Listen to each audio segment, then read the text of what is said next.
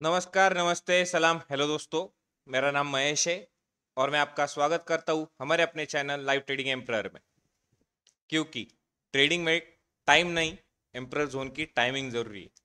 तो चलिए शुरू करते हैं आज का रिजल्ट एनालिसिस। पहला इंडेक्स हमारा था मिड कैप निफ्टी। जैसे मैंने कहा था कि मिड कैप निफ्टी अगर ब्रेकआउट दिया 11,480 का, तो हमारा फर्स्ट टारगेट 11,540 रहेगा और हम इसमें एक्सट्रीम बुलिशनेस देख सकते हैं। क्योंकि सेलरशिप यहाँ तक ही एक्टिव थे और प्रीवियस डे में यहाँ पर बायर थे, तो मार्केट को यहाँ से बुलिशनेस की तरफ और ले जाने में कोई दिक्कत नहीं थी। सो इसलिए हमारा यहाँ पर ये एक्सट्रीम बुलिश का एनालिसिस था। और जैसे ही मार्केट ने फर्स्ट रेजिस्टेंस यहाँ पर एक्ट लिया, हमारा फर्स्ट रेजिस्टेंस भी यही था 11,480। जब हमने प्री एनालिसिस किया था मॉर्निंग में 9:30 के वीडियो में, तो कहा था कि यहाँ तक हमारा फर्स्ट रेजिस्टेंस रहेगा और इसके ब्रेकआउट के बाद हमारा फर्स्ट टारगेट ये रहेगा और इसके ऊपर रहेगा तो मार्केट बुलिश ही रहेगा। तो और सेल बिलो 11,350 के नीचे कहा था, तो इधर इसके लिए यहाँ पर शॉर्ट फॉल या फ्री फॉल ही था, क्योंकि यहाँ पर भी एक्सट्रीम सेलिंग जोन रेडी हो चुके थे ये प्राइस के नीचे। सो मार्केट अगर ये लेवल के नीचे आता तो फ्री फॉल ही देखने मिलता।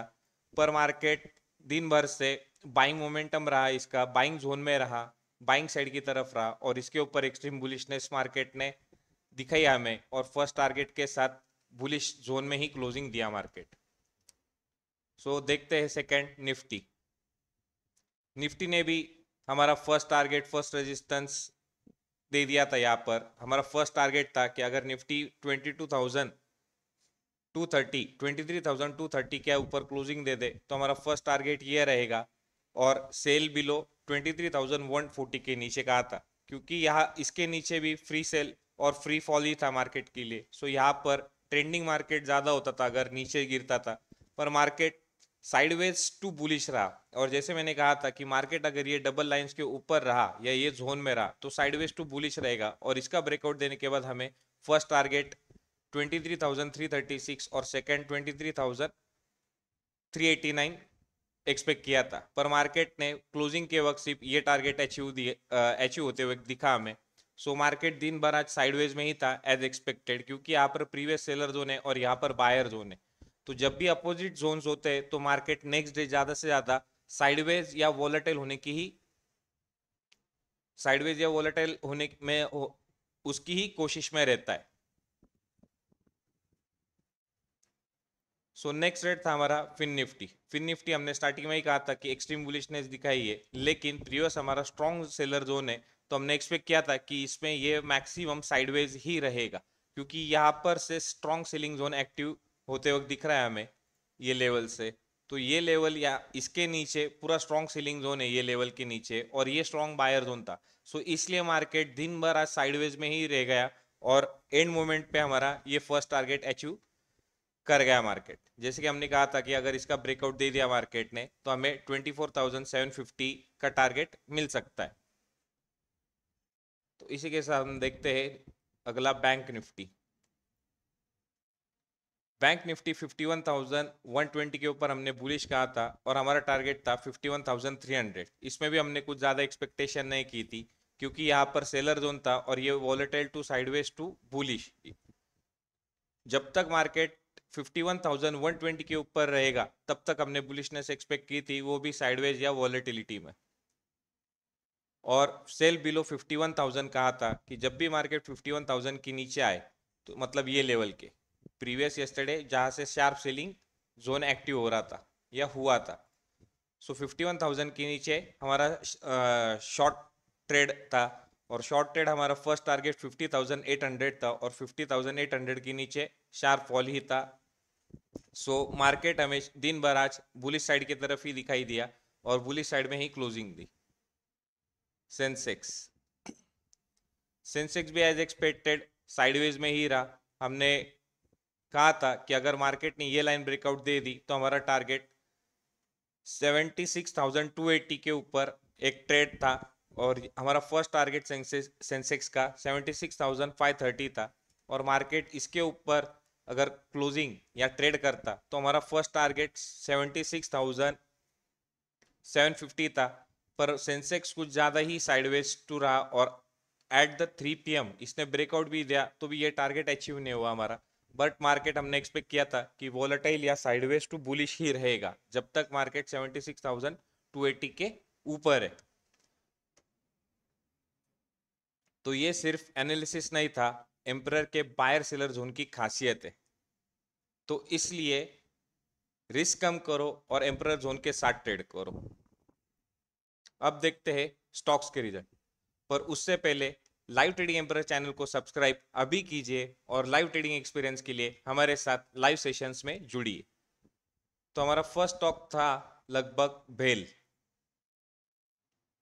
जैसे कहा था कि अगर मार्केट इसके नीचे अगर क्लोजिंग दे दे रीटेस्ट करते वक्त तो हमारा फर्स्ट टारगेट 208.50 रहेगा और सेकंड टारगेट 206 रहेगा।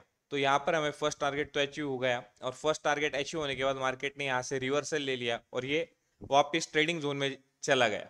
सो मार्केट जब भी ट्रेडिंग जोन में चला जाता है तो वहां पर मेन पॉइंट पे हम रिवर्सल एक्सपेक्ट कर सकते हैं, या इसके ऊपर अगर ट्रेड करता तो हम बाइंग का सजेशन एक्सपेक्ट कर सकते थे। लेकिन ये बाइंग जोन में था ही नहीं, क्योंकि अगर ये बाइंग में भी चला जाता तो प्रीवियस सेलर जोन था यहाँ पर और यहाँ पर बायर था, तो ये बहुत ही साइडवेज चला जाता एज यूजुअल। जैसे मार्केट निफ्टी और सेंसेक्स चले गए, तो ये स्टॉक्स में भी हम एक्सपेक्ट कर रहे थे कि ये शार्प फॉल में हमें ट्रेड या टारगेट दे दे, जिसने हमें सिर्फ फर्स्ट टारगेट दिया। सो सेकेंड ट्रेड था हमारा आईरीडा।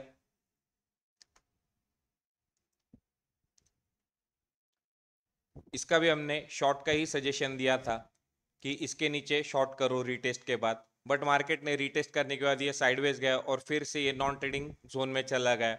और नॉन ट्रेडिंग जोन में वैसे हमने कहा था कि मार्केट अगर 163 के ऊपर जाएगा तो हम बाइंग एक्सपेक्ट कर सकते हैं, तब तक ये साइडवेज ही रहेगा। सो इसने भी हमारा आज टारगेट नहीं दिया, ये साइडवेज या वोलेटाइल में चला गया मार्केट आयरेडा का।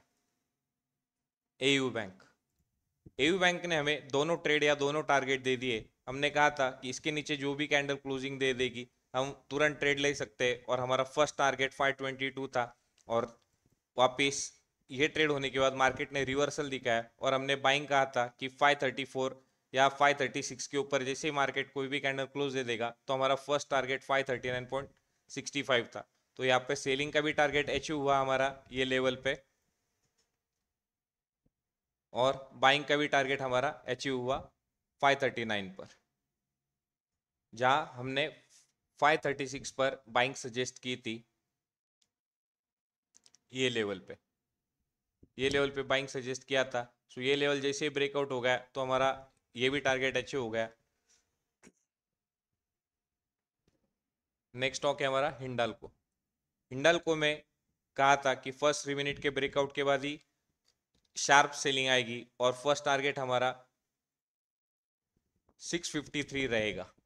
सो हमारा मार्केट ने फर्स्ट टारगेट 653 दे दिया और दिन भर सेलिंग जोन में रहा, और यहाँ से मार्केट ने डबल बॉटम बना के रिवर्सल लिया और सेलिंग जोन में ही क्लोजिंग दी है मार्केट ने हिंडाल्को के। सो इसमें बाइंग सजेशन कोई था नहीं या बाइंग ट्रेड था नहीं इसमें, क्योंकि यहाँ पर ऊपर भी जाता तो यहाँ पर सेलर जोन एक्टिव था, सो बायर्स यहाँ पर ट्रैप हो जाते। और एस्ट्रल एक अच्छा ट्रेड था।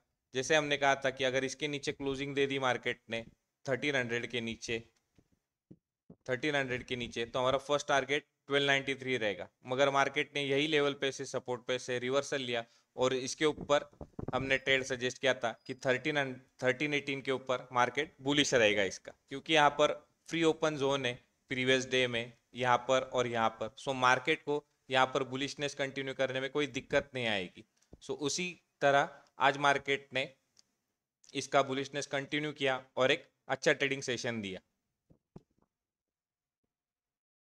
तो इसी के साथ हम ये वीडियो यहाँ पर ख़त्म करते हैं, और वीडियो को लाइक करें और अपने दोस्तों के साथ शेयर कीजिए और कमेंट में ज़रूर बताइए कि एम्परर जोन का एनालिसिस कैसा रहा।